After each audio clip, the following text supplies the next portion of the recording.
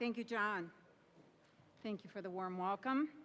And thank you to Father Gruner and the Fatima Center for the opportunity to deliver a message on a topic that for too long and with too many dire health consequences is finally receiving the attention it deserves. My presentation will be discussing moral and ethical questions regarding the current vaccination schedule for infants and adults. Let me begin with a quote by the Venerable Bishop Fulton J. Sheen. "Truth is truth, even if nobody believes it. Error is error, even if everybody believes it." Please keep this in mind as I attempt to dispel some myths regarding the safety and efficacy of current vaccination policies in the United States and abroad. In order for me to achieve my goal of having you think outside the box, a paradigm shift in the way you may regard vaccination, so to speak, I need you to keep the truth is truth and error is error, quote, of Bishop Sheen, in mind for the duration of my talk. I do not benefit financially from this mission, and my sole purpose in speaking on this issue is strictly educational. If you are seeking medical advice, talk to your doctor. This is strictly an educational forum. There is a medical crisis in the United States. We have the highest infant mortality rate in the industrialized world, more than twice that of countries like Japan and Sweden, and yet we spend more for health care than any other country on the planet. Why are our infants dying? Why do 1 in 4 of our children have a mental health issue? Why do 1 in 50 of our children have autism? I hope to shed some light this hour on what evidence shows conclusively that the current accelerated vaccination schedule that began in the late 1980s is playing a major role in these new troubling statistics. Not the only role, but certainly a very important one. In 1940, some children got 4 shots, but never more than 1 shot per doctor visit. In 1980, children got 8 shots, never more than 2 shots per visit. Now, fast forward to 2013, and the Centers for Disease Control in Atlanta has directed that a child can receive 8 or more vaccines safely in a single visit. We now have a minimum of 22 vaccines from the first day of birth until the age of 6 months. Minimum, because there are new guidelines for 2013. And if the mother complies, she is now getting a flu vaccine while pregnant, as well as the recommended Tdap, that's tetanus, diphtheria, and pertussis vaccines, after 20 weeks gestation, and the Tdap again with each subsequent pregnancy. With the current CDC schedule in the United States, a child will receive 69 doses of 16 vaccines between the day of birth and their 18th birthday. I realize that most of you here and others listening to my presentation may still think that vaccinations are safe and effective and that they may save lives, so you might not find anything wrong with this increased vaccination schedule policy. After all, you may be thinking, didn't the polio vaccines wipe out polio? Believe me, I am very familiar with that pushback question and many more when it comes to the discussion of the sacred cow topic of vaccination policies. I'll get back to that polio question, but for now, for my immediate purpose, I would like to clarify the terms vaccination and immunization. We are programmed to think of immunization and vaccination as synonyms, as if the end result, or intent of both terms, is the same. The term immunization is used in both medical and mainstream media, creating a semantic reality of being automatically immunized when you are vaccinated. In reality, there is a big difference. Immunization means immunity has or will be achieved. Vaccination, by contrast, may or may not give immunity, but rather it refers to the act of orally or injecting vaccine into the body. You'll notice I very rarely use the term immunization because there is no certainty when or if the condition of immunity occurs when vaccinating. And I hope that's clear. We'll refer to that again later on at the end of my presentation. Now, let me ask you, would you consent to getting the 22 vaccines in the next 6 months that the newborn infants are expected to receive? I'm assuming that most of you would be hesitant, even though those 22 vaccines would be going into an adult body with a mature immune system.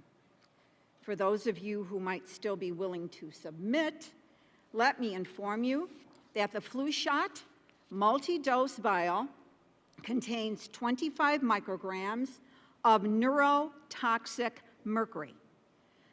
Why is mercury still in flu shots? It is the second most toxic substance on the planet. If you can't eat it, what makes us think it is safe to inject into a preborn baby, or you, or anyone for that matter? Do we think that injecting a neurotoxic substance into a body will not very likely send someone down a neurodegenerative path? Are you still considering getting the flu shot? One of those 22 vaccines on the schedule for the infants in the next 6 months. As for the Tdap, the tetanus, diphtheria, pertussis vaccines, perhaps one of the most controversial of vaccinations now being recommended during pregnancy, the Centers for Disease Control in Atlanta explains the need for these 3 vaccines in utero as follows. This is from their literature.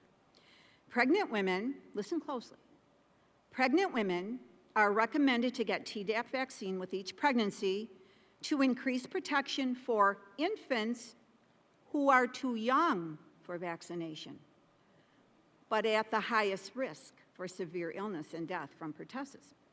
So, it's safe, according to the CDC, for the preborn baby, but not the newborn infant, because the newborn infant is too young for vaccination. Dwell on that for just a moment.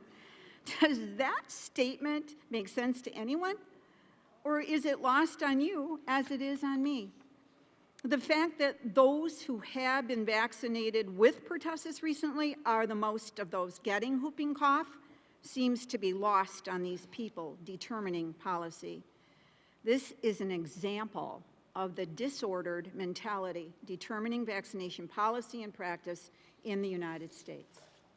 Let me stress again, this Tdap vaccination is not just to be given to the mother for the current pregnancy, but each subsequent pregnancy. This new recommendation is shocking to me. When I saw that, I couldn't believe what I was reading.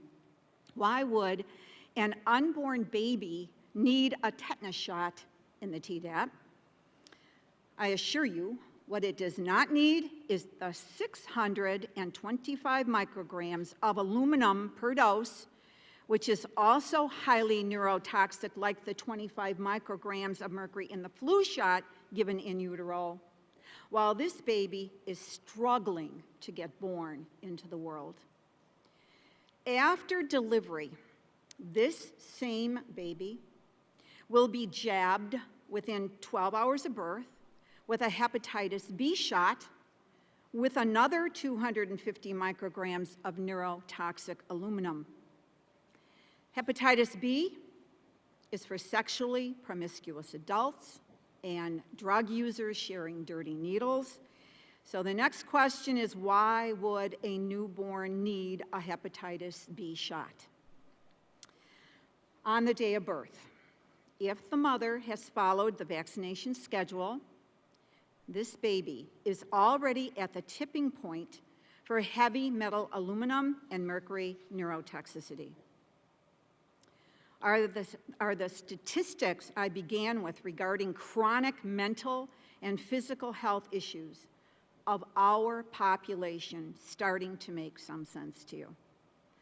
Even if you believe that vaccines are safe and effective to prevent disease, does that override the danger of the heavy metal toxicity from the mercury and the aluminum in the vaccines for these infants?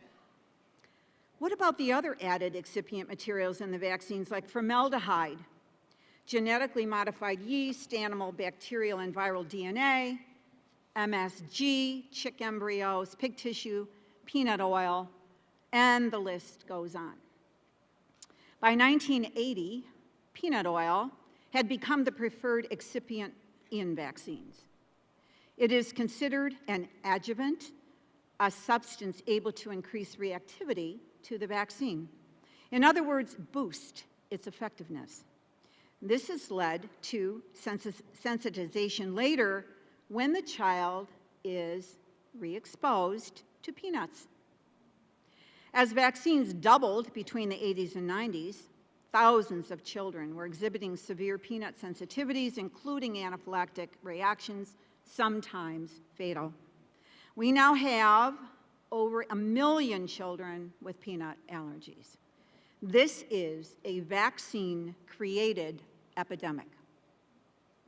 Still, most people have no knowledge of the risks of vaccination. They have been reassured there are no downsides, only benefits of this medical procedure. Where risks of injury or death is acknowledged, it's passed off as rare, coincidental, and inconsequential compared to the perceived benefits to individuals and to society as a whole. On the one hand, you have those that believe there are no risks to vaccinations and those that believe that vaccines are dangerous. But in the middle of this schism, a growing number of people are hearing that this debate is brewing, and they'd prefer not to know the negative issues regarding vaccinations because those questions and issues threaten the belief system that our conventional healthcare system is predicated upon. That is, vaccines are safe and effective and a boon to mankind. The proponents of mass vaccination might have you think there is a conspiracy of quacks and unfit parents trying to thwart medical progress, when the truth of the matter is that the mounting evidence of malfeasance is undeniable, as the conspiracy of silence about this conflict is brought to light. The first issue is whether vaccines are safe and effective. Vaccine proponents, while they admit there are some risks, keep assuring us that vaccines are safe and vaccinations save lives. Those who question, they say, forget or are unaware of how devastating diseases were before the advent of vaccines. They raise that polio question again.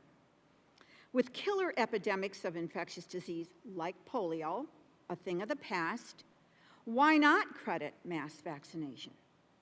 Indeed, this assertion is taken at face value, even though statistics show that better nutrition and improved hygiene are as much a contributing factor to the eradication of killer epidemics as mass vaccination is purported to be.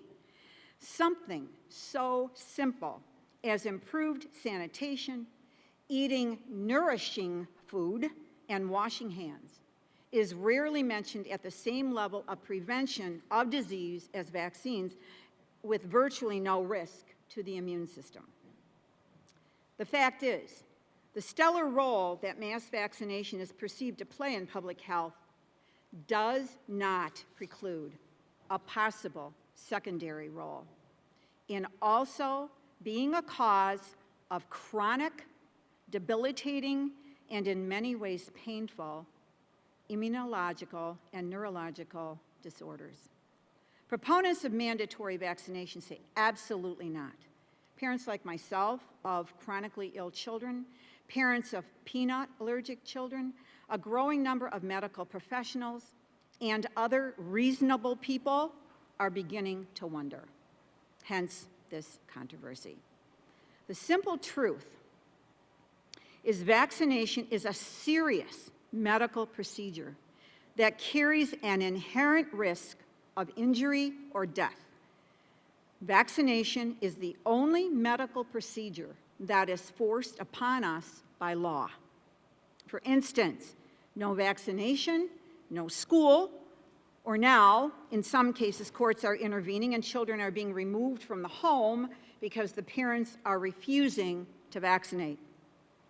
Individuals should have the right to choose the type of preventive health care they want, including choosing whether to get 1, 10, 22, or those 69 or no vaccines for themselves or their children. A common belief that the majority of people have shared since the advent of vaccines is that vaccination improves public health and that mass vaccination protects everyone's health. This is referred to as herd immunity. The presumed logic is that high vaccination rates are necessary in order to prevent the return of terrible diseases. In order to protect the public must be vaccinated. It is not clear whether vaccination became mandatory because the public cannot be trusted to always fulfill their obligations to society, so laws were created to enforce compliance, or whether because vaccination is a medical procedure that carries risk of injury or death, it must be mandated. If the rationale that mass vaccination protects everyone's health was true, rational people would likely be willing to take the risk of injury or death from vaccination, and people everywhere would suppose that forcing this medical procedure upon entire populations is noble, even though not moral or ethical. In fact, this is what we have believed and why we have been so willing to sanction this violation of basic human rights. However, as I've mentioned, the variables have changed. We now have a new, more insidious epidemic occurring, the consequences of which are not yet fully understood or realized. The rising epidemic of autoimmune diseases, including peanut and food sensitivity, and neurological dysfunction in our children, such as autism, attention deficit disorder, attention deficit hyperactive disorder, obsessive compulsive disorder, oppositional defiance disorder, pervasive developmental disorder, to name just a few disorders, begs now, more than ever, the question, is vaccination somehow involved? Is this new vaccination schedule a contributing factor? Yet, even as the credible, empirical, and scientific data coming in suggests so, our regulatory agencies and the pharmaceutical companies that profit from mandatory vaccinations continue to assure us that injecting a plethora of viruses, foreign DNA protein, toxic chemicals, and dangerous levels of heavy metals into the bodies of our young children does not adversely affect their immune systems, and for us not to worry. In fact, they implore us to ignore what we see, what we read and hear about, as they relentlessly remind us of our obligation to society. The rationale for mandated mass vaccination is based on the notion that the risk of injury or death from vaccines is relative to the risk of injury or death without vaccines. In other words, the perceived benefit of saving millions of lives from the scourge of epidemics by mass vaccination outweighs the purportedly rare incidence of death by vaccines. Thus, this Machiavellian view the end justifies the means. This, as we learn from studying history, is a very dangerous precedent for government intrusion and leads to unbridled, unchecked, and unlawful power. Yet, the majority of people think that mandating this risky medical procedure is appropriate. Why? Because, as I mentioned, vaccination is about the public health, meaning that individual choice is no longer relevant. If it were true that vaccination protects the public health and improves immunity, one might be willing to play the game of vaccine roulette in order to gain such a benefit. However, the science simply does not support this hypothesis any longer.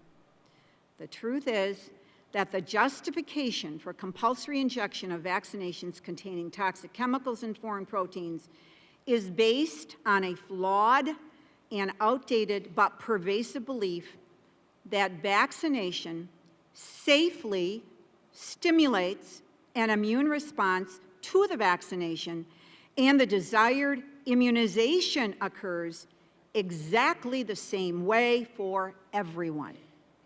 Yet, the most advanced science in immunity proves that the human immune system cannot be tricked, suppressed, or controlled into accepting or tolerating any foreign DNA or proteins, whether by infection, injection, or transplantation, without unpredictable immunologic consequences. Vaccine technology is based on a more than 200-year-old theory, and advanced science simply does not support this predictable, identical immune response for everyone hypothesis any longer. With an epidemic of autoimmune diseases literally crippling our next generation of adults, with 1 in 2 children, it's a little over that, it's about over 53% of our children, having chronic illness, and 1 in 6 suffering with learning disabilities, there's no question that vaccination is about public health. Perhaps it's time to expand our myopic view that high vaccination rates and low incidence of infectious disease alone constitutes public health. The fact is, our beliefs about vaccination are founded on precepts that are no longer valid. The variables have changed, and so too the outcome. With all this in mind that I've just mentioned, consider this. At present, nearly 140 million doses of 2013-14 flu vaccines containing the controversial mercury preservative thimerosal are in production. Since the public is constantly reassured that mercury has been removed from vaccines, most people are unaware that it has never been removed from any multi-dose vial flu vaccine. It is used as a preservative in the multi-dose vial, despite the lack of research with regard to safety. Let me repeat, there have never been credible safety studies as to the safety of mercury in vaccines. It was developed and registered in 1929 by Eli Lilly and grandfathered into the vaccines without the need for studies, and it's been used since without any further research. Congressman Dan Burton chaired hearings in Washington in 2002. The focus of the hearings was this: the status of research into vaccine safety and its impact on autism. Upon learning of the lack of safety studies regarding thimerosal in vaccines during the hearings, Congressman Burton produced a memo indicating the Food and Drug Administration was aware that thimerosal in vaccines was dangerous. He asked a witness at the hearings, "You mean to tell me that since 1929 we've been using thimerosal in vaccines, and the only test that you know of, those people had meningitis and they all died? Let me explain what Congressman Burton meant by that question. He attempted to enlighten, I won't say embarrass, I'll say enlighten the witness by asking, how would you know if thimerosal is safe if you use it on dying people with meningitis? What killed the patient? What harmed the patient further? The meningitis, is that what took them, or the thimerosal? And I might add, he could have said, some safety study. Congressman Burton had a personal reason for being infuriated at the lack of safety studies because his grandson, Christian, was normal and healthy until 2 years of age. He received several vaccinations on the same day, and this once normal, walking, talking 2-year-old no longer spoke, lost eye contact, and he cried endlessly while banging his head. He is now a statistic of the 1 in 50 children with autism in the United States. Congressman Burton and the rest of us are still waiting for the safety studies. But in the meantime, since most doses of flu vaccine are covered by insurance, millions of infants will be injected during their well baby visits or be given to the pregnant mothers this year. Worldwide, 86 million doses of thimerosal-laced vaccines will be given to children. So besides receiving the first mercury-laced flu shot in utero, a 6-month-old infant will get 2 more flu shots, 6 months and 7 months, 30 days apart, and 1 a year until 18 years of age. Now keep in mind that until 18 years of age is from the pediatric vaccination schedule, but at 19 years of age, a year later, the adult schedule kicks in for the flu shot, where you're going to be soon required, but right now strongly recommended to get the flu shot until you die, 19 years old until death. The EPA, the Environmental Protection Agency, suggests a child would have to weigh 550 pounds to safely ingest the amount of mercury in the vaccine. I don't see anyone in this room that fits the 550 pound criteria to safely absorb that level of mercury in the flu vaccine. So for those of you still not convinced and thinking of getting that flu shot this flu season, start binging at lunch, because most of you have a very long way to go to get to the 550-pound EPA-recommended safe weight goal. When consenting to this vaccine for your child, a parent might want to ask the pediatrician for instructions on how to safely remove this mercury material from the central nervous system of their toddler, which, by the way, has been banned in Denmark, Russia, Sweden, and Norway since 1992. Not so in the United States. Remember, I began by saying that vaccination is not the only environmental insult causing our serious health issues, including the 1 in 50 children with autism. It is, however, the only one directly injecting these toxic materials into our system, bypassing our natural immune system response. You can think about it this way. When would you ever be exposed to the 3 or this year 4 strains of flu virus in the flu shot, or the diphtheria, tetanus, pertussis in the Tdap vaccine, or measles, mumps, and the rubella in the MMR vaccine on any given day? Never. When you are exposed, over time, the body responds in a natural way to the invasive virus or the toxin.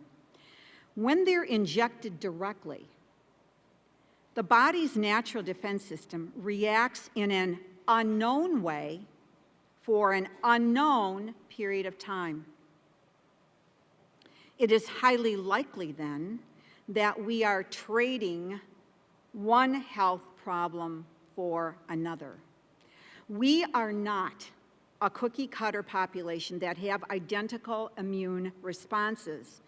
There are many variables. Yet, we are all vaccinated with the same dose of vaccines containing other toxic material as if we are all identical. I couldn't give everyone in this room an aspirin, peanuts, or penicillin shot without someone having an allergic response. I, for one, am allergic to aspirin and penicillin. Many of us are extremely immune compromised from the epigenetic history of our previously vaccinated parents and grandparents and for other health history reasons. Some, like our family, have extreme reaction to vaccines. We are a vaccine-vulnerable family.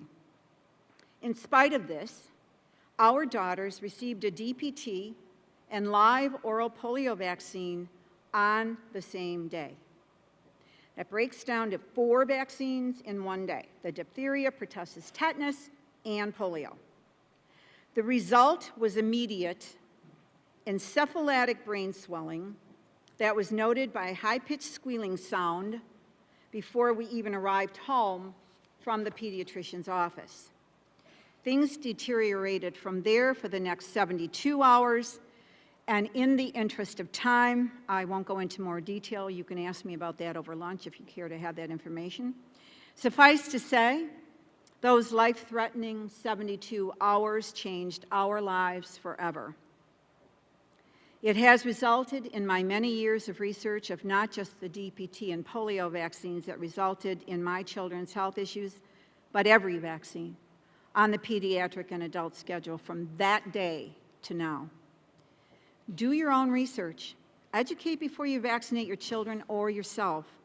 Not only do vaccines contain the particular antigen, that viral material that you're vaccinating for, but they also contain additional excipient materials and adjuvants, so to speak, to amp up the immune response to the antigen, that viral material in the vaccine, in your body. Read the manufacturer's warning insert before you consent to vaccinate if you should decide to do so. I am here in support of free and informed consent regarding vaccination. I am not attempting to foist my beliefs on you. I will confess, however, that if I could go back and have a do-over day, our situation would have never happened. Sadly, I learned that once the gun is fired, you can't catch the bullet. Remember, you can decide to vaccinate at any point in your life, on any given day, but the technology does not exist to unvaccinate ever. For those that argue that vaccines are safe, no problem. If true, why are the pediatricians and vaccine manufacturers 100% liability-free under federal law? The automobile industry would love to have such a sweet deal. Car companies are consistently sued for violation of federal safety standards. Not so the vaccine industry, even though the Supreme Court ruled in 2011 in the case of Brucewitz versus Wyeth that vaccines are, this is their ruling, quote, unavoidably unsafe, unquote. If you are injured or die, there is no liability thanks to their protection granted in the 1986 National Childhood Vaccine Injury Act. The only recourse is to file a federal suit with the National Childhood Vaccine Injury Pseudo Court. In this court, vaccination injury cases are heard by the congressionally created Office of Special Masters. Who are these special masters? Well, there's one chief special master and 7 associate special masters for a total of 8 special masters. They are appointed to these positions, not elected, to serve for 4-year terms. The Office of Special Masters is established within the United States Court of Federal Claims, which appoints and removes the special masters, and to which federal claims court the special masters' decisions are then appealed. The injured party is fortunate to make it to this point in the system if the case has not been thrown out and the attorney for the injured party is up against the full power of the federal government. The special master will not only hear the argument of the injured party, but will also be actively interacting with the attorney from the Department of Justice, Attorney General Eric Holder's department, for those of you from the states. And that same Department of Justice attorney reports and represents to the Secretary of Health and Human Services, Kathleen Sebelius, appointed by President Obama. By now, I hope you're getting the picture of this controlled federal court system, and I hope that you can understand why I referred to this appeal process as a pseudo-court. Catholics in this audience from the states understand that Kathleen Sebelius, who purports to be Catholic, is no friend to the Catholic Church. Her public statements indicate that if these Catholic office holders are our friends, who needs enemies? Well, now for some what might be called good news. In spite of this rigged system that I just described, millions of dollars have been awarded for very obvious, provable vaccine injuries or death cases. And you can find this information if you go to the website for that court, and I'm going to provide you that website in a handout that I'll give you after my presentation. It's really important for you to read about the financial awards for injuries or death from vaccines before you decide to vaccinate. So now on to the hotly debated topic of aborted fetal cell line vaccinations. More are being developed, but for now, we're talking about the MMR, the measles, mumps, rubella, chickenpox, Hep A, rabies, and polio virus vaccines. We can't really have a vaccination policy presentation, especially true in this Fatima setting, without addressing the moral and ethical concerns of Catholic parents, physicians, and clergy regarding the use of aborted fetal cell lines in these vaccines. Let me begin by sourcing Children of God for Life, a pro-life organization whose aim is focusing on ending the use of aborted fetal or embryonic materials in medical and consumer products. In June 2005, they received, in response to a request, a letter and an 8-page document from the Pontifical Academy for Life in Rome. Under the direction of the Sacred Congregation for the Doctrine of the Faith and Cardinal Joseph Ratzinger, Pope Benedict XVI, the Pontifical Academy for Life clearly defined medical and parental obligations for the, quote, grave responsibility to use ethical vaccine alternatives to aborted fetal cell line vaccines, unquote. We Catholics know when the Church uses the term grave responsibility to use ethical alternatives to aborted fetal cell line vaccines, we should take it very seriously. They further instructed that physicians and families, another quote from that document from Rome, should take recourse, if necessary, to the use of conscientious objection with regard to the use of vaccines produced by means of cell lines of aborted human fetal origin.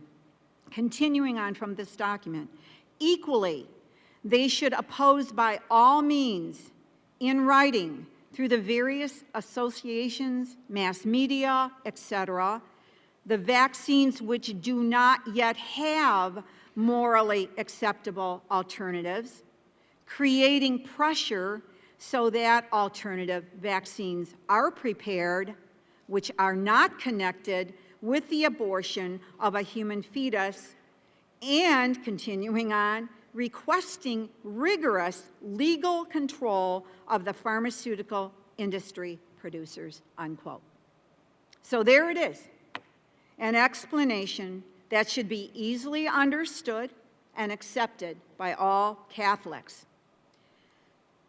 My question after reading this admonition, is how will we apply pressure for moral alternative rubella, chickenpox, Hep A, rabies, and polio virus vaccines if we are complicit in the accepted policy of using aborted fetal cell lines in these vaccines by the manufacturers? They have to be thinking, if it ain't broke, why would we fix it?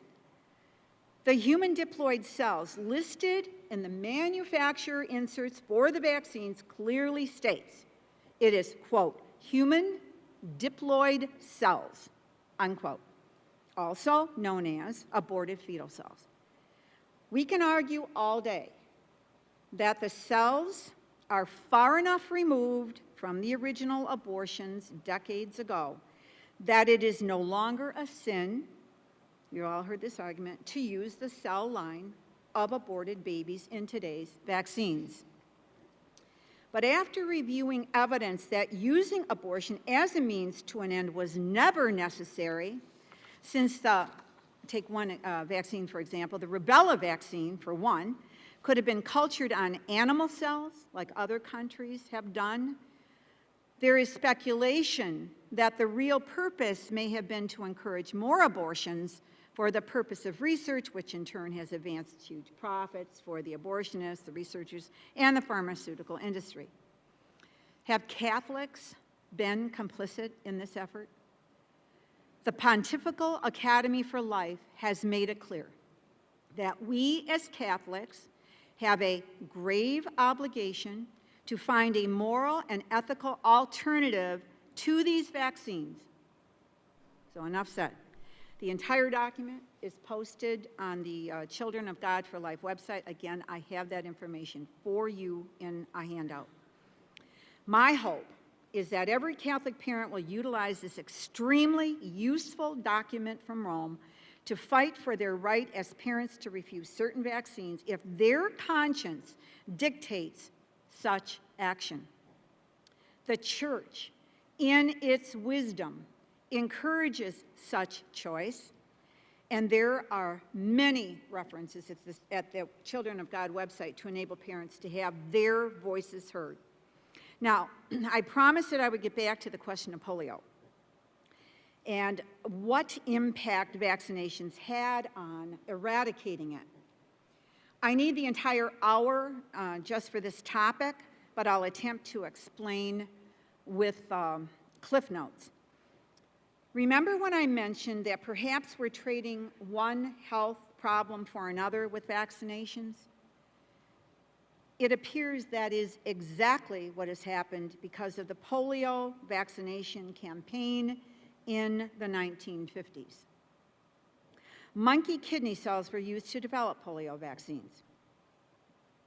SV40, the S standing for simian, V for virus, 40th virus discovered, SV40, a cancer-causing virus, thrived in rhesus monkeys whose kidneys were used to produce polio vaccines. This was discovered after 100 million people had been vaccinated with these cancer-causing viruses.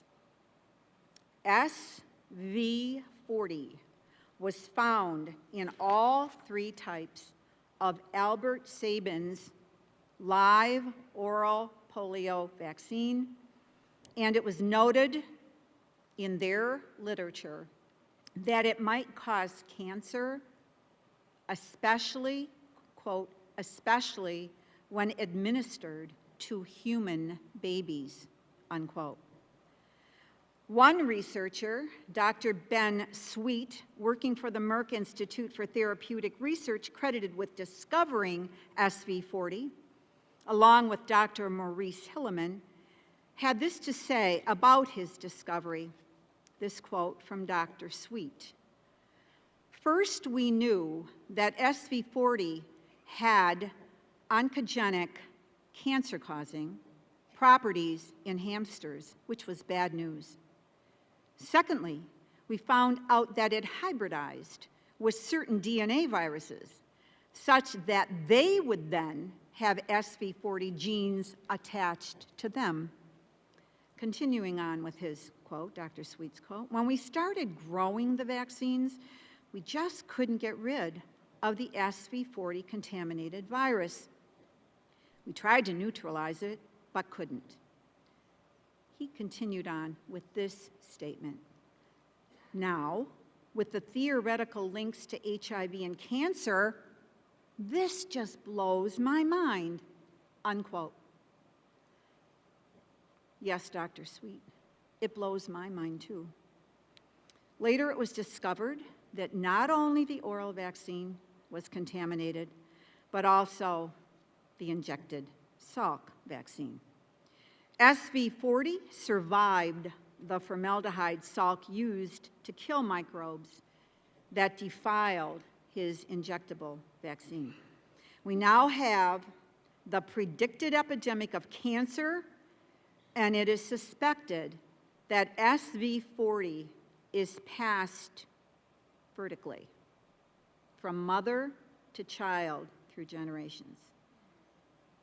Today, when many of these many cancerous tumors are dissected, they are finding the virus, SV40 virus, in those who were not yet born during the 50s polio campaign. So SV40 appears to be the gift that just keeps on giving.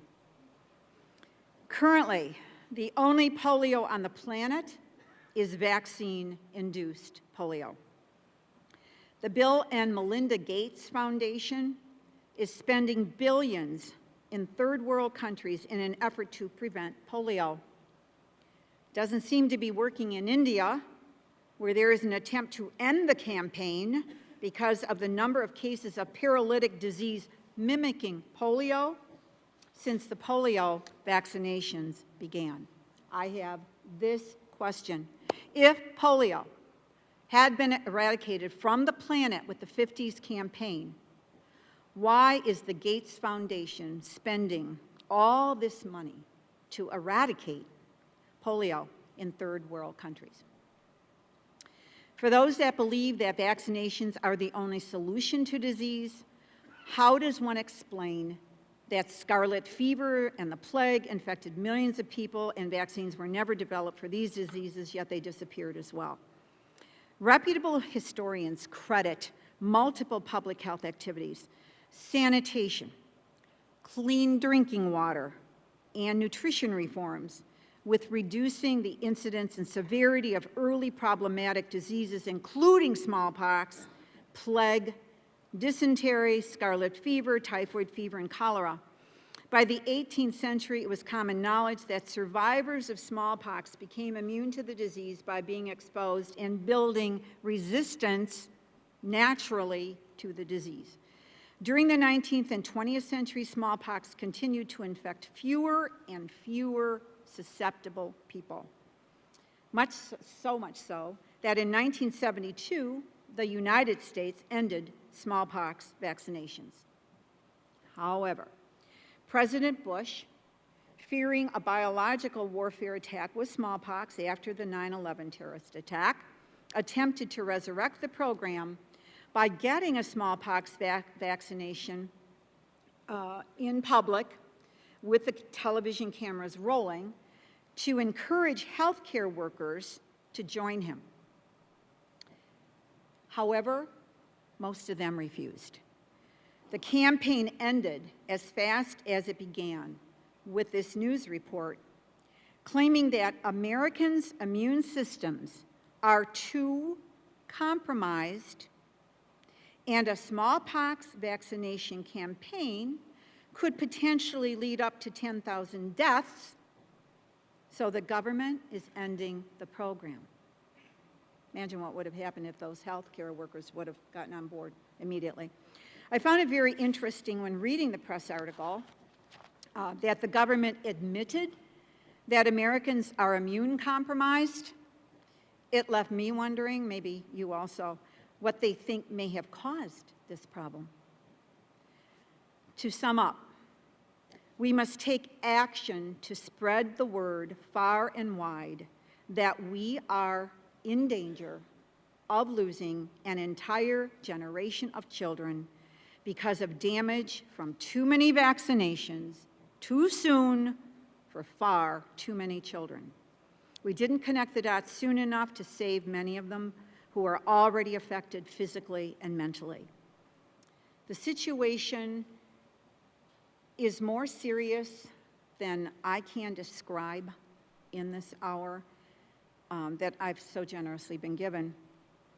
But if your child is suffering from asthma, eczema, celiac disease, Crohn's disease, irritable bowel syndrome, stomach aches after eating gluten or dairy, GERD, acid reflux, acne, depression. These are symptoms related to autoimmune disorder, and you should take steps to recover them and take them off the vaccination schedule, at least until they're recovered, at the very least. If your kids are gaming for hours or scripting, reciting dialogue word for word from their favorite video or movie that they've watched dozens of times, this may be a way of coping with not feeling well by relaxing their stressed out, affected brains, shutting out the world, so to speak. Too much sensory off that screen, too much sensory. 80% of the immune system is in the gut. If immune compromised, toxins leak out of the gut. This is called leaky gut syndrome, and it affects the brain.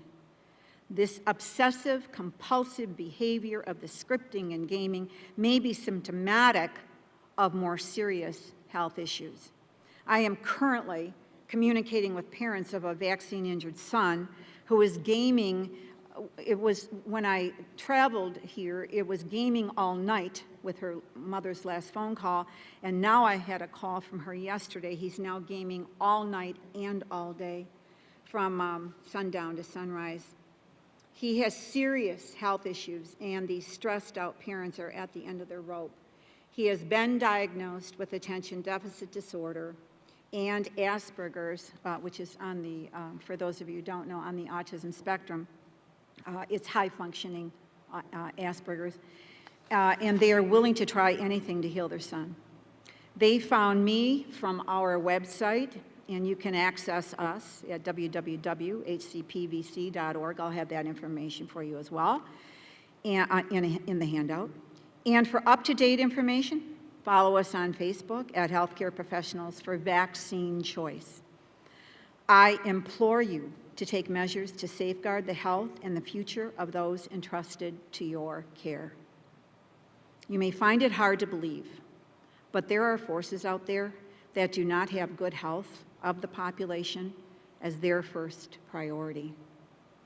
Good health has not ever or will ever come in a vaccine syringe.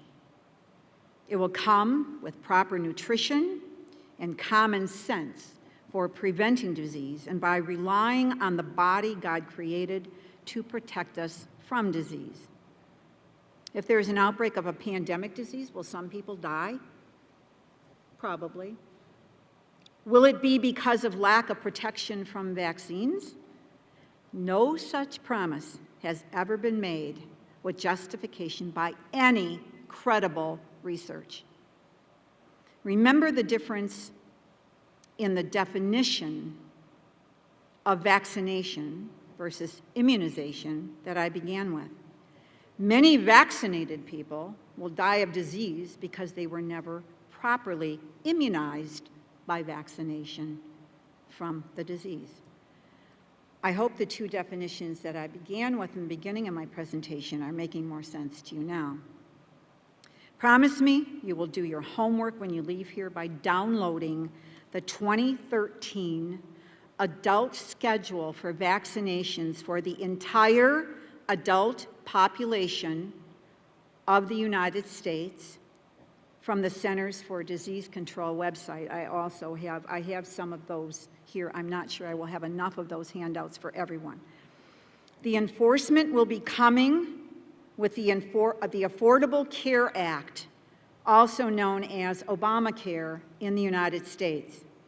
Every adult and child will be on the schedule I'm asking you to download, and there will be a penalty.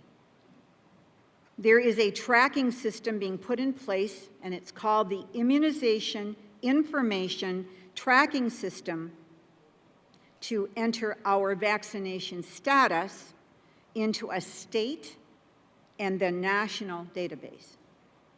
The Centers for Disease Control goal is 95% compliance. I refuse to speculate what happens to those who are going to refuse the schedule. If you still believe that vaccines are safe and effective after what you've heard, you won't have a problem with that compliance. For the rest of you, please help us tell the other side of the vaccine issue. Government, the vaccine industry, and the media currently control the pro-vaccine narrative.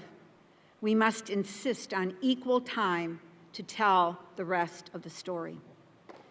I'd like to take a moment right here, I think she's here close by, to take a moment to introduce a mother and activist, Lorette Janik, in the audience, who is an endless resource of information on Down syndrome and the impact of vaccination on their fragile immune system. She knows firsthand what it means to come dangerously close to losing her Down syndrome daughter after vaccinations. Lorette? Oh, okay, there she is there.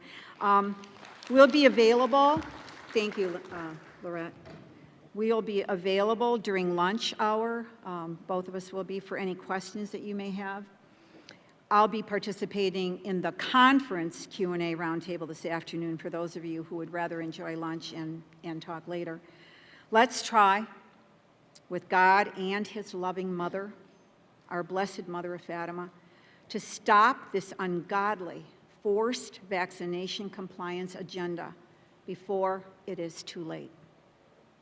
I began with a quote, and I'll end with one, from Blessed John Henry Newman. We can believe what we choose. We are answerable for what we choose to believe. Thank you, and may God bless all of us.